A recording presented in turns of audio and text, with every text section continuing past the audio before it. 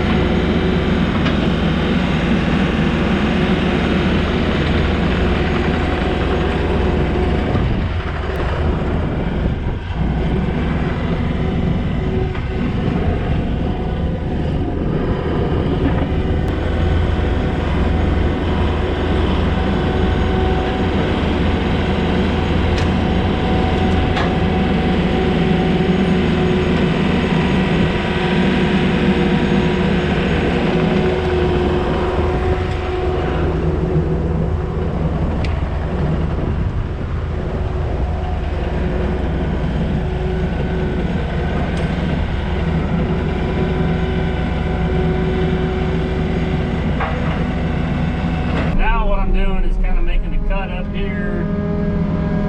I'm cutting it down like 3.5 feet, and probably back 4 or so feet.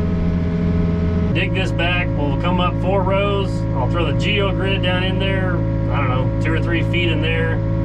Put a lift of dirt, compact it in there, and then we'll go up with probably another 3 rows, since it'll be taller, and do another layer of geogrid, and I'll bring this dirt back in. There'll still be your 4 or 5 feet of clean rock behind there, and then this will just be kind of in the dirt where it kind of, like I said, grafts it together better to me, and just helps make it a little bit stronger and hold that where it's built back in the side of the hill, and it's all compacted in there together than just trying to throw it on that clean rock and then hope that works. So hopefully that makes sense.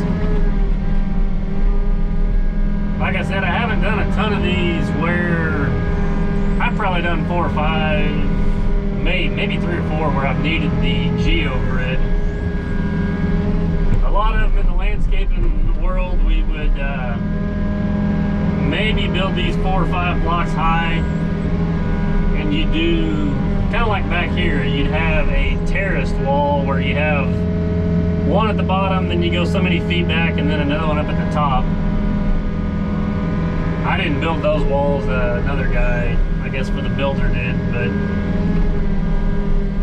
that's what you do a lot of, and like I said, the landscaping side of it. I mean, sometimes you have to build a taller wall, but we more or less terraced them for, I guess, landscape design, because usually in between the two you'd have like a planting bed or landscaping where you couldn't get in there and mow, or didn't have room to mow. But so I guess this is one of the taller walls that, like I said, being 10 blocks high. It's a little taller than what I've normally done, but so like I said, I could be going overkill, but I want to make sure this wall lasts and doesn't fail. So I'd rather take the time and do stuff like this than have to come back on my dime and redo it anyway.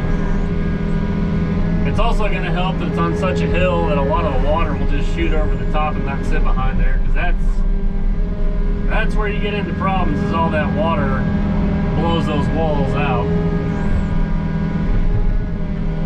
Which I'll try to go into more of that kind of in detail as we're building it, but I just kind of wanted to touch on what we're doing now. We'll get this cut out and go down there and clean it up and work on the footing.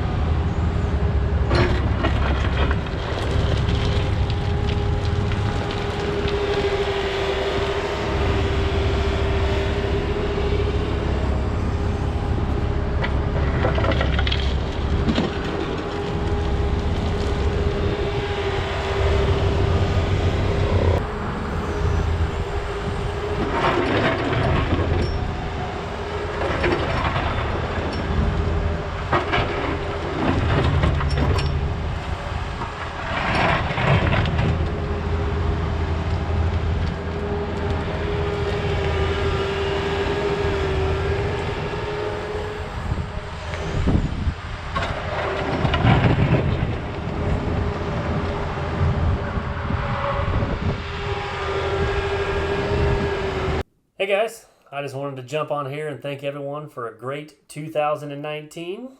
And we wanted to wish everyone a Happy New Year. And we're looking forward to seeing what 2020 has in store. So I appreciate all you guys, and we will catch you in the next one.